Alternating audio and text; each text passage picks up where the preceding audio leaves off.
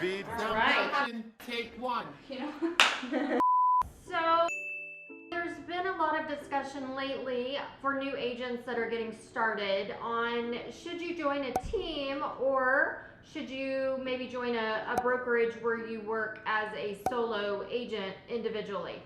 So we want to kind of break that down today and talk about what that looks like, the pros and the cons of why maybe you should join a team or why you shouldn't.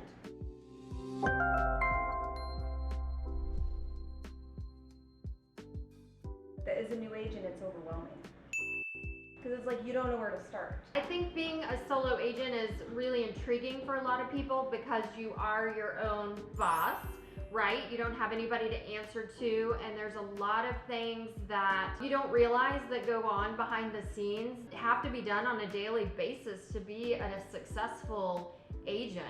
And if you don't know what you don't know, you can quickly find yourself in a business that you own that can cost a lot of money and take a lot more time and business development that you don't know. You need to learn and you need to know behind the scenes. I agree. Yeah. I think once again, you don't know what you don't know. And coming out, your head gets so full of real estate knowledge. They give you how to write a contract, they give you real estate laws, and then you come out and you're expected just to know how to run a business. Yeah. And it's like, okay, well, I can do a contract, I can sell a house, I guess, but where do I start? Yeah. Is it really more positive to be a solo agent? I think it's, looking back at my career, I realized that the times that I was a solo agent, I made less money. I had less time. I had less knowledge because I wasn't surrounded by like-minded people. And I mean, ultimately, I had less resources. Also, when you come from a job, I mean, that's what it is, right? It's a job. When you move into real estate, it's a career versus a job. And when you have a job, it's like set schedule. You have to be in at this time. You're on somebody else's schedule. And sometimes that structure is needed for some people. Not everybody can just jump in and run with it. That structure is more important than we realize. I think accountability is huge. Well, let's talk about that. Honestly, the accountability, what does that look like? Like, let's talk about accountability on a team. What does that look like? For me, when somebody else is counting on me, I'll always do better. I don't know why I'm okay with letting myself down. True. But I think that's the way that it is for most people. It's like, well, if I let myself down, I'm the only one that knows. But if I let my team down, then it's a big deal because other people were counting on me. Yeah, I agree. That is a huge part of all of that. That's amazing. I love that insight too. Because it's true. For some reason, we are willing to let ourselves down. Why? That's awful, but we do. And at the end of the day, I think that's what makes the team environment so much better. You're accountable to showing up and playing for others, playing for the person next to you, really. I think it's something almost that you need to build up to being a solo agent because you get the systems in place. You get all the accountability. You get, real estate is more than just writing contracts. Real estate is building relationships. Yeah. Real estate is knowing your industry, knowing your market. Yeah. There's just so much more to it than just selling houses. Yes. So I think one of the biggest advantages of having a team is leverage. Oh yeah. Because you are able to leverage the talents of others and build.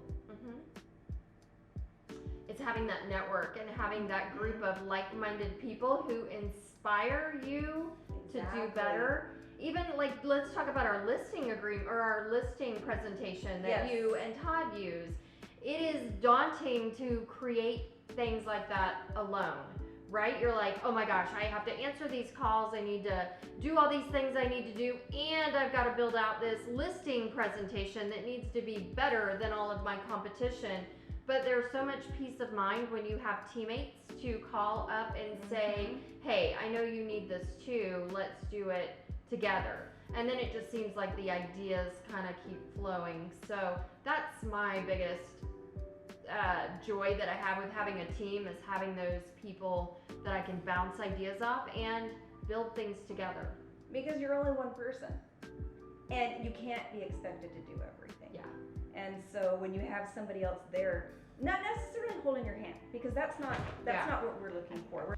We're looking for somebody to be a support. Mm-hmm.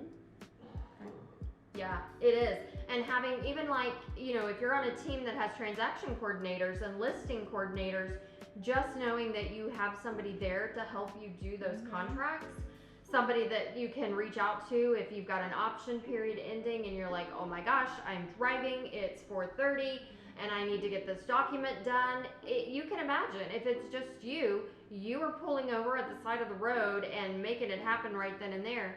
But if you've got a team, you most likely have somebody that you can reach out to that can have your back and help you in situations like that. I want to talk about the splits, like, you know, because a lot of people have the mindset around, you know, well, I don't want to make 50% of the commission versus, you know, if I can get out and make 100% of my commission by joining this other brokerage. But I feel like at the end of the day, 100% of zero is still zero. So would you rather do 20 deals a year at 50% or, you know, one deal maybe if you're lucky at 100%? You can do the math and realize it's still more beneficial and profitable to join a team. And unless you're some kind of huge social butterfly that joins every club, that is out everywhere, all over your little area, handing out your business card to everybody, you're not gonna get those leads coming in. Once you are on that team and they've already got that system in place, the money's gonna start to come because the leads are already there. Yeah. I agree with that 100%. So having those leads is a really great place to start your business, because like Michelle said, if you're not out, it's all about the conversations that you're having. So if you're not out in front of people on a daily basis and really working your sphere of influence, if you're not willing to do that, which a lot of people aren't willing to do that initially, then your only option is to join a team that can provide leads that give you the opportunity to have those conversations. I learned a long time ago, real estate is marketing. Yeah, you sell houses, but it's marketing, and it's marketing yourself. Yeah. And in this case, marketing your team, because the more of you, honestly, I think the more of you, the better. Yeah, I think we're better together, honestly.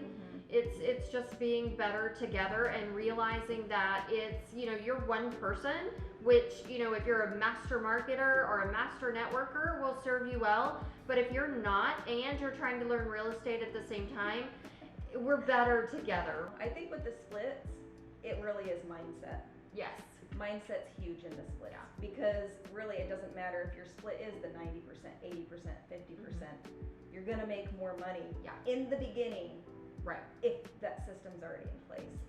Yeah, I think you know, that's a big objection that I get a lot of times. Heck, we get it with our clients. You know, they want to negotiate our commission split. So it's no different with a broker or a team leader where you're negotiating your commission splits. But at the end of the day, I think you need to sit back and ask yourself, what is the value that I'm getting for the amount of money that is going to be split? Is your team leader providing transaction coordination and listing coordination, leads and opportunities for you to have conversations with? Are they offering to help you build your business in unique ways that, you know, will benefit you versus just them? So if you really step back and look at it, it's, you know, it's a time saving thing too. How much time are you saving by having, you know, either a staff of admin that are helping you with your transactions? Because, you know, even putting a new listing in the MLS takes a lot of time. It's so frustrating. It is so frustrating. And when you do the whole thing and you realize all your pictures are crooked. Oh, totally.